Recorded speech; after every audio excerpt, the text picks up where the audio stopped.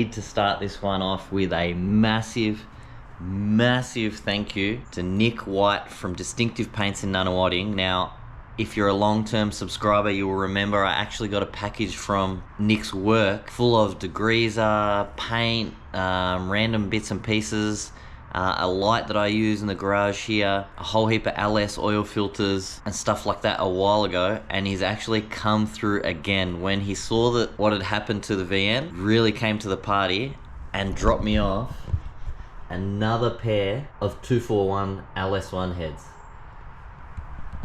So these are exactly the same as what was on the car. That passenger side head on my car was actually too far gone to repair, like that one head is for the bin.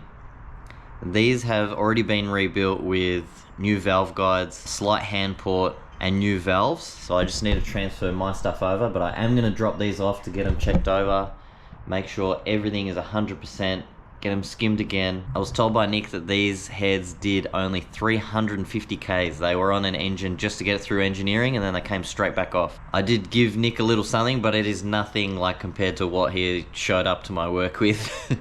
And even threw in like a few other bits and pieces, like brand new coil pack looms, some brand new O2 sensors that were no use to him. So Nick, massive thank you, man. If there's any way I can help you out in the future, let me know, and I will 100% try my best. So we do have some new heads for the VN. Welcome to the current situation with the LS out of the VN. So we have our brand new piston, exactly the same as what's already in the car. Rod was checked and is fine, but I will show you why that piston was not moving freely on the rod. So here's our smashed piston, and this is the pin, which is stuck in there. So machine shop could not even get this out, so that is bent somewhere. You can't really see it to the eye. There was a few comments in the last VM video like, oh my god, you didn't even check the rod. It was all going to a machine shop, and like this pin as an example, you can't even see that that's bent, but it is because it's stuck in there. So apart from what you can clearly see, who gives a shit? It's going to a machine shop and getting changed. God, people are so nitpicky on every single little thing in the videos. It's crazy. So that's assembled, checked, etc, etc. It's got to do rings on it, and we can put that back in. I unfortunately had to buy a full set of pistons because they only come as a set, so maybe I'll keep them as spares that I'll hopefully never ever have to use, or if someone needs 7 pistons, let me know. Also, while I'm here, the shop finally has some tees and hoodies in most sizes. So if you want some of that stuff, let me know. Hit me up on Facebook, Insta, the work page, whatever. From memory, they're 45 for a tee and 75 for a hoodie, plus postage if you can't come pick it up.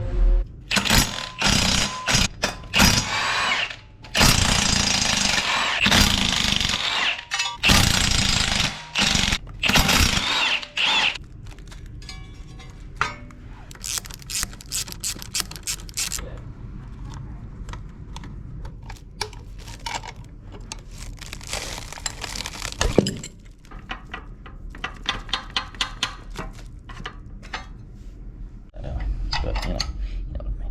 The life of a Chris. Let's just use a spanner. Don't worry about getting a ratchet. You're gonna put the 4th bolt in? I have to, because YouTube will fucking lose it. You can't do that.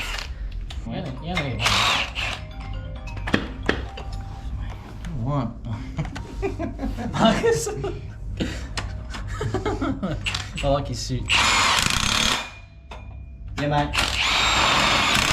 What do you want? Hang on. Yeah, how you going there, guys? Welcome to an episode of Mindy J, mate. We're going to be working on the old LS, the LS1. What we've got it over here. There's Steph. How you going, mate? We're going to pull this down and fix it.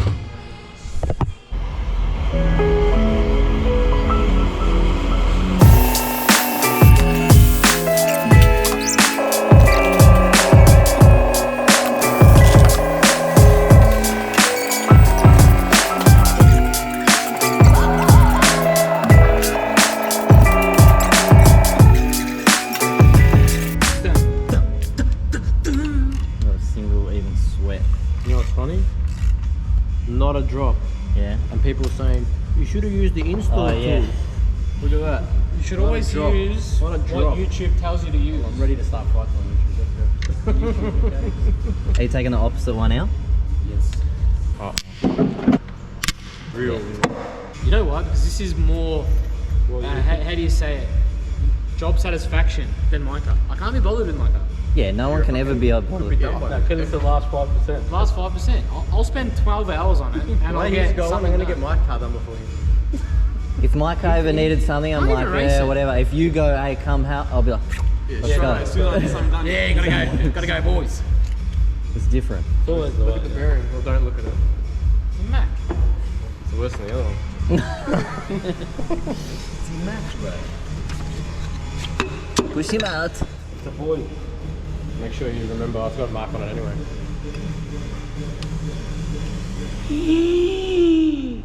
Hey. What is all that gunk? Got him. Fuck you. Got him. Alright, so this is where we left off yesterday. So we pulled the opposite piston to the one that got damaged, just to check if anything hairy's going on, which there isn't. So sump's back off. I'm gonna clean everything. There's the other rod and piston.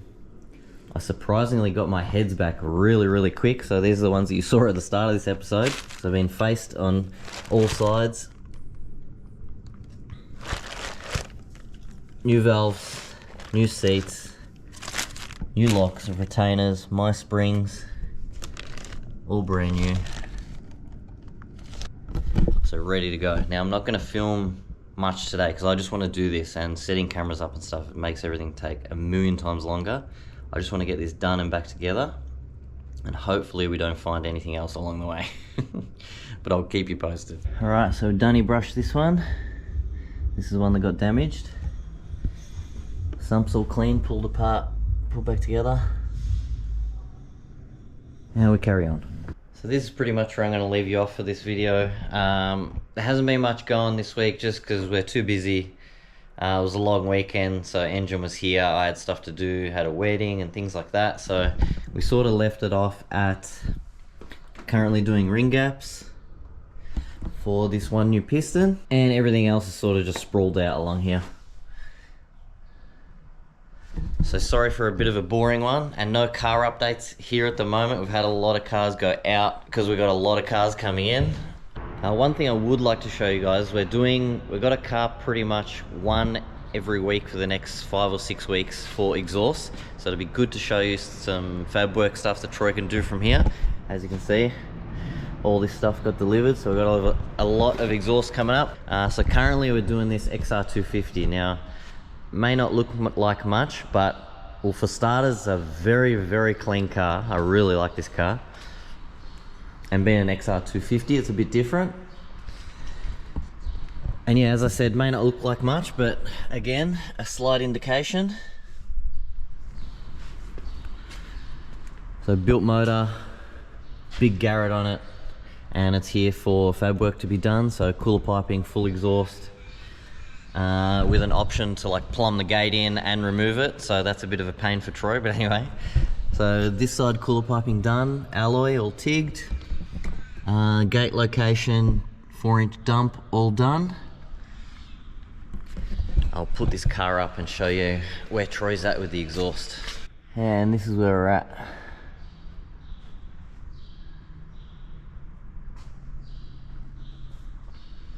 And obviously it's going to keep going over the rear subframe and out the back as normal. Nice big turbo 400.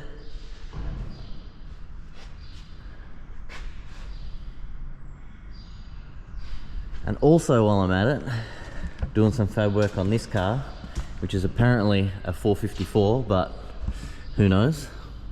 S14 with a big angry LS in it, manual. This is also here for a full exhaust. So if you want any fab stuff, message me, message the company page on all the forms of social media that we got, and I can book your car in. So this is the exhaust that we pulled off the S14. I don't know what the hell this shit is. But with an engine like that, that was going to be suffocating the absolute crap out of it. And apparently the cats were getting really hot, so the solution to that, just chop them open. So this sounded like absolute crap when it came in. But anyway, so one thing I do really want to try and show through my work here is the oddball cars that we get coming through, because we seem to get a lot for some reason. There's actually two cars here at the moment that I want to show you that may interest you guys just because they're very different. One is this. So Renault Megane RS Cup. Brembos, some cool little TEs with a decent tyre on it. Sitting good. Like just an all-round good looking cool little car which you would never really look at, to be honest. Now this car was actually here before my time. The owner imported an engine from overseas, a built motor, installed here, remote tuned here, and unfortunately engine shit itself due to pistons had some coating on them, whatever they did overseas, which all came off, clogged the pickup, clogged everything through the whole engine shit itself. That company came to the table, they paid for everything. Engine got rebuilt here at Project Performance, which is now in the car. Car made like 300 kilowatt and really unsuspecting. The owner does track days in this car, which is actually why it's here at the moment, for a coolant leak and a little bit of fab work. I will show you under the bonnet. Now, you know a car is very quick when it has red seat belts, but more specifically when it has a shifter set up that looks like this. But I'll show you under the bonnet. It is very busy. Being a European car, there's not really much to look at, but I'll show you anyway what a 300 kilowatt Renault looks like under the bonnet. Very cool little car. I really like this. I never thought I'd say there's a Renault that I would like, but so there you go. Doesn't look like much, but it definitely puts down some power. There's a gate down there, big turbo, fuel pressure reg. Not a huge Garrett, but it obviously works on this engine very well. Now the next one I want to show you guys is this. Again, doesn't look like much. Beat up old Patrol with some bead locks, some serious rock sliders down the side and stuff like that on the roof. Nothing special to look at, but this might be a bit of the giveaway.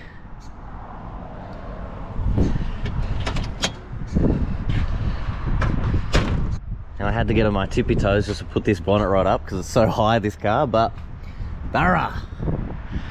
What a great fit.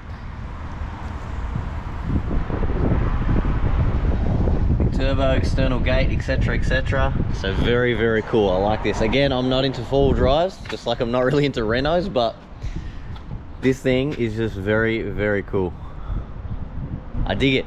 Apart from that, that's about it. So sorry for a bit of a boring one, but I'm doing what I can. So I'll see you guys next week. Oh, alright. See ya. I was wondering what you're doing, it's facing the wrong way.